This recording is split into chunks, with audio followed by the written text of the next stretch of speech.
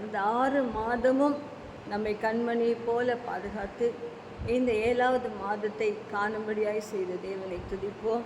இந்த மாதமும் கர்த்தர் நமக்கு வாக்குத்தத்தம் உள்ள ஒரு வார்த்தை கொடுக்கிறார். அது என்னவென்று சொன்னால், லூக்கா எழுதின சுவிசேஷம் 10ஆம் அதிகாரம் 19ஆம் வசனம்.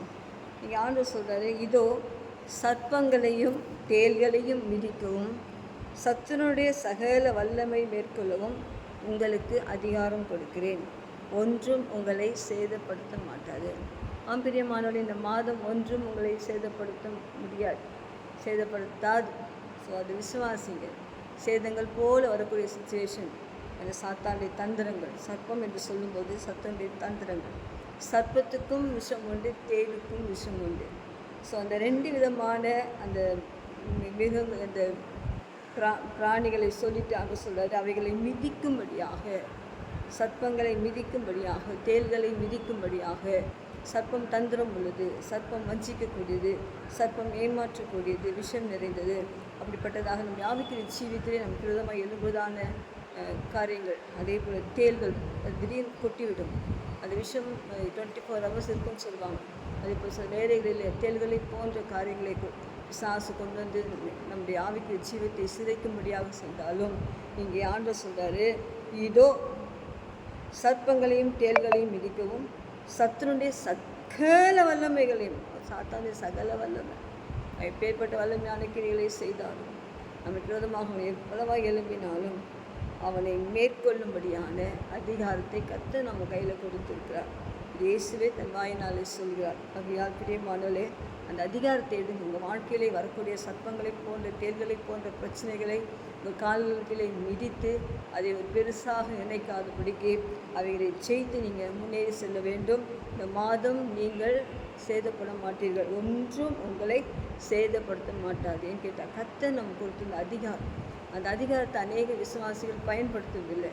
நீங்கள் பயன்படுத்த வேண்டும். உங்கள் கர்த்தர் உங்களுக்கு கொடுத்த அதிகாரத்தை நீங்கள் பயன்படுத்தும் போது பிரச்சனைகள் வரும்போது சோர்ந்து போகாதபடிக்கு, ஆலயத்துக்கு போகாமல் உட்கார்ந்துடாதபடிக்கு, செபிக்காமல் உட்கார்ந்துடாதபடிக்கு, இந்த கடைசி நாட்களில் அதிகாரத்தை பயன்படுத்தி நாம் சர்ப்பங்களையும் தேள்களையும் நம்ம கால் கீழே, உங்கள் கால் கீழே, அதான் வாசிக்கும்போது, சமாதானத்தின் தேவன் சாத்தானை உங்கள் கால்கள் கீழே நசுக்கி போடுவாராக. நம்முடைய ஆண்டவர் சமாதானத்தின் தேவன்.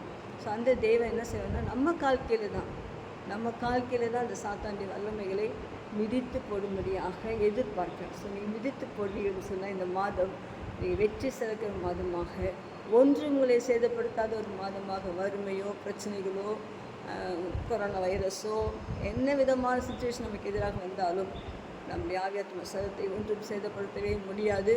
ஆகியோர் தான் சங்கீதம் 60:12 சொல்லும்போது, எங்கள் தேவனாலே பராக்கிரம் செய்வோம், எங்கள் சத்துருக்களை எங்கள் கால்கள் கீழே மிதித்து போடும் என்று வாசிக்கிறோம். ஸோ இன்றைக்கு இந்த மாதம் முழுவதும் ஒவ்வொரு நாளும் அதிகாலை ஜெபத்திலே சத்துருடைய போராட்டங்கள், சத்துருடைய காரியங்கள் எல்லாம் காதுகளிலே கேட்கக்கூடியதான செய்திகள், உங்கள் வாழ்க்கையில் வரக்கூடியதான போராட்டங்கள், எல்லா விதமான சர்ப்பங்களையும் தேள்களையும் உங்கள் கால்கீழே மிதித்து போடுங்க. தேவனாலே பராக்கிரம் செய்யுங்க. கர்த்தர் அந்த அதிகாரத்தை கையில் கொடுத்திருக்கிறார். இந்த மாதம் ஒரு வெற்றியுள்ள மாதமாக, கர்த்தருக்காக மார்ச் பண்ணக்கூடிய ஒரு மாதமாக நீங்கள் எழும்பி பிரகாசிக்கும்படியாக அடியால் வாழ்த்துகிறேன். ஜெபிக்கலாமா? அன்பின் பரலோக பிதாவே, இந்த காலை வேளைக்காக ஸ்தோத்திரம், இந்த ஜூலை மாதம் 1ஆம் நாளுக்காக ஸ்தோத்திரம், நீங்கள் கொடுத்த அந்த அதிகாரத்துக்காக ஸ்தோத்திரம்ப்பா. அந்த உலகத்தில் யாருக்குமே கிடைக்காத ஒரு அதிகாரம், சர்ப்பங்களின் தேள்களையும் மிதிக்கவும் சாத்தானுடைய சகல அதிகாரங்களை மேற்கொள்ளவும் எங்களுக்கு அதிகாரம் கொடுத்திருக்கிறீரப்பா. அதற்காக எங்கள் கால்களை மிதித்து போட்டு ஜெயம் எடுக்க உதவி செய்யும். எங்கள் தேவனாலே நாங்கள் பராக்கிரமம் செய்ய வேண்டும்.